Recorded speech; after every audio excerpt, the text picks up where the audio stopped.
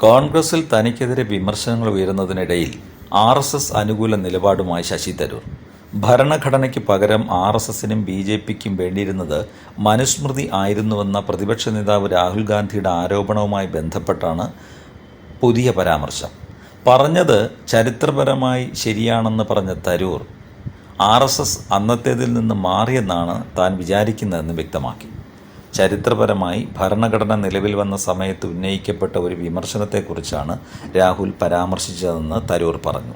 മനുസ്മൃതിയിലെ യാതൊന്നുമില്ല എന്നതാണ് ഭരണഘടനയുടെ ഏറ്റവും വലിയ പോരായ്മകളൊന്ന് എന്ന് ഗോൾവാൾക്കർ ഉൾപ്പെടെയുള്ളവർ പറഞ്ഞിരുന്നു.